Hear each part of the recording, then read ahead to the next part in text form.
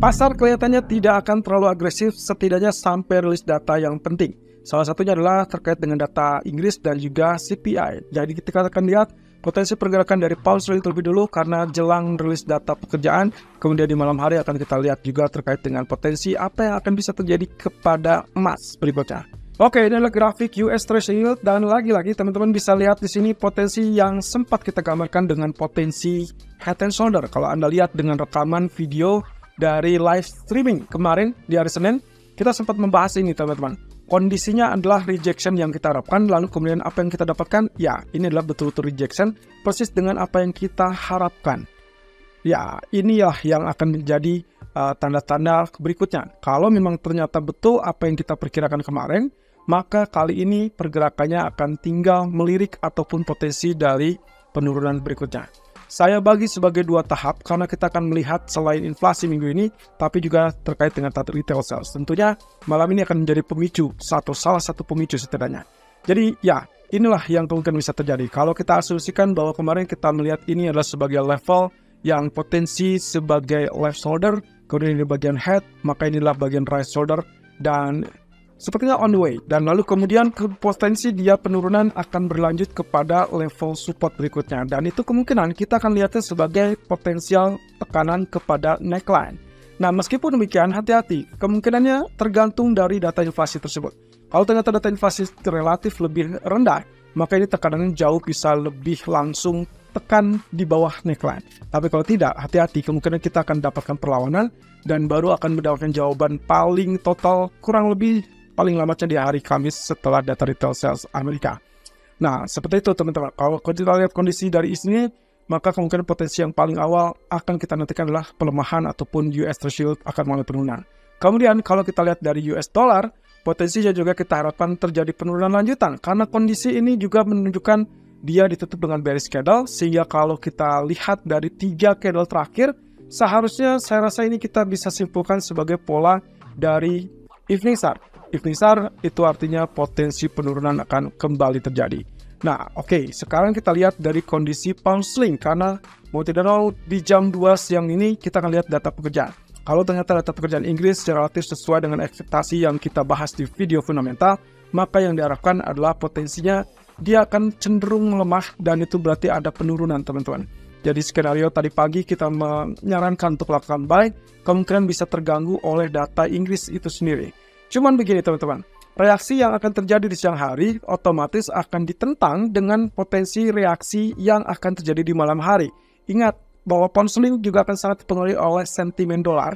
Jadi kalau ternyata di malam hari dolar tersebut akan mengalami pelemahan atau diharapkan melemah karena data inflasi yang cenderung lemah, maka kemungkinan kita harapkan di sini dia akan kembali terpantul ataupun rebound. Dan bayangkan, ini berarti potensi yang juga sangat memungkinkan untuk terjadinya atau terciptanya pola yang kita sebut saja sebagai inverted head and shoulder. Ini berarti gambarannya kurang lebih seperti ini. Nah, kalau misalkan ini sesuai, maka harapan saya penurunan akibat data ekonomi Inggris nanti siang kurang lebih jam 2, maka tidak diharapkan turun di bawah 1.2200. Supaya skenario ini akan berhasil, sehingga kita akan dapatkan left shoulder, head, dan juga right shoulder seperti demikian. Dan akhirnya kita akan tentukan atau ditentukan oleh nasib dari CPI nanti malam. Kalau memang sesuai dengan perkiraan bahwa itu akan membuat dolar melemah, maka diharapkan dia akan tembus neckline. That means kita akan dapatkan kenaikan lebih tinggi. Setidaknya ini skenario yang paling memungkinkan karena didukung juga dengan potensi Morningstar yang nampak dari penutupan candlestick 3 candle terakhir di grafik daily.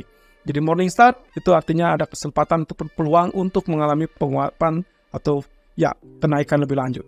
Nah, walaupun demikian, hati-hati dengan 1.2300 karena itu juga akan menjadi jembatan yang paling sangat menentukan untuk pound sterling berikutnya. Sementara untuk crude oil, posisinya kita masih lihat di sini ada efek dari Morningstar kemarin. Jadi dampaknya ternyata betul yang kita perkirakan kemarin adalah Morningstar ternyata ditutup dengan bullish candle meskipun sempat terjadi penurunan terlebih dulu. Anda bisa bayangkan penurunan pun tidak lebih rendah daripada 50% real body long white candle-nya. Nah, sekarang tinggal masalahnya adalah apakah dia mampu untuk naik di atas 79 apa tidak? Karena kemarin di live streaming pun kita sudah sempat membahas terkait dengan 50% real body dari long black sebelumnya. Jadi indikasi dari penurunan masih ada, tapi diharapkan ada kenaikan secara bergelombang ataupun bertahap dan penentunya adalah data inflasi Amerika nanti malam. Termasuk apakah mungkin dia tembus 81 dolar.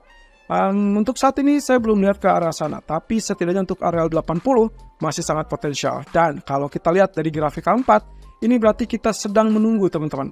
Wait and see, pastikan terlebih dulu bahwasannya dia betul-betul tembus dari zona trendline.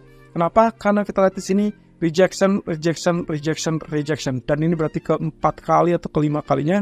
Yang itu berarti sangat potensial juga untuk mengharapkan dia betul-betul break area resisten.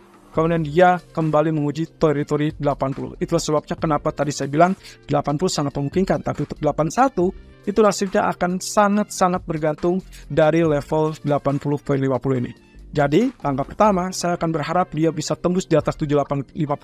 Dan sepertinya saat ini dia sedang bergulat di area tersebut karena high masih tertahan 7868. Rendah masih tertahan di 7836. Jadi kita asumsikan dia masih nempel di teritori resisten trendline.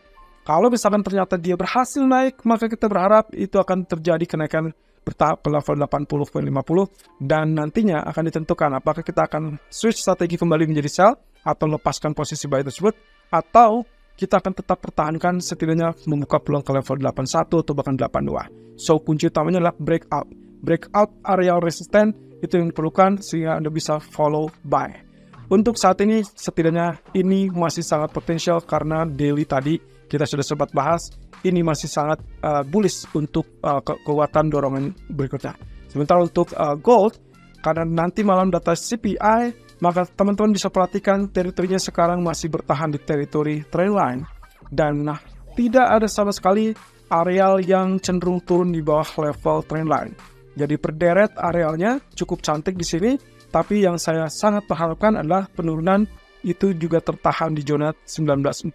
Kenapa? Kalau misalkan kita asumsikan penurunan, maka ini sebagai pullback ya. Jadi kita belum lihatnya sebagai breakout, tapi kita sempat lihat ini mungkin sedikit lebih tinggi. Oleh karena itu, yang akan sangat saya harapkan adalah penurunan terbatas di 3840, kemudian dia mengejar teritori 1953 dan diharapkan tembus teritori 1953 untuk mengejar ke 1965. Ini pun dengan catatan teman-teman. Kalau ternyata sampai sore hari ini harga cenderung diam di level 1940 atau 1938, Anda hanya memiliki dua opsi. Anda tetap lakukan buy sesuai skenario kami di pagi hari, lalu kemudian pasang TP sedekat mungkin kita anggap saja 1949 atau 1950 sebagai acuan. Kemudian exit, kemudian wait and see sampai rilis data CPI. Setelah rilis data CPI, Anda punya opsi untuk mengikuti strategi seperti yang diskenariokan atau tunggu sampai reaksi sebenarnya. Artinya setelah data. Jadi di sini bisa saja kita melihat akan ada swing low kembali sebelum akhirnya ditentukan nasibnya apakah dia akan naik sesuai dengan data inflasi misalkan relatif lebih rendah atau dia justru turun di bawah 1930-an.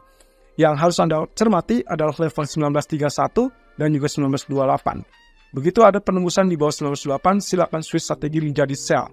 Tapi kalau dia bertahan di atas 1930 atau 1928, maka kita tetap pertahankan ini skenario untuk lakukan buy.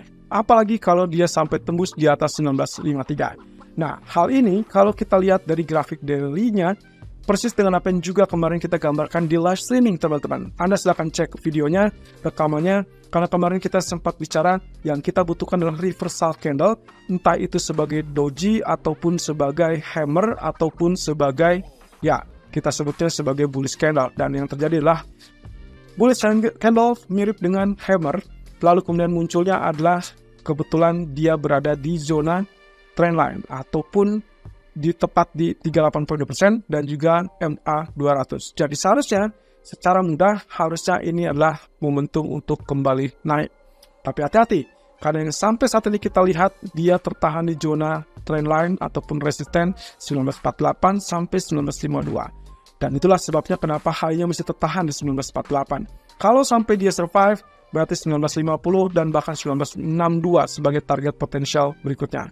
Nah, digambarkan di grafik 4 pun, kalau kita asumsikan sebagai pola penurunan sebelumnya, maka Anda tentunya ingat, kemarin kita sempat menjabarkan A, B, C setelah potensi dari 1, 2, 3, 4, 5. Jadi sebetulnya penurunan apakah sudah selesai dari ABC? Sangat benar. posisinya sudah selesai, kemudian kita sedang melihat potensi terbaru. Kalau kita asumsikan ini adalah tren barunya, maka yang ingat 2 minggu yang lalu kita sempat membahas bahwa potensi berikutnya akan menanti, yaitu target dari New Wave 3 yang paling besar.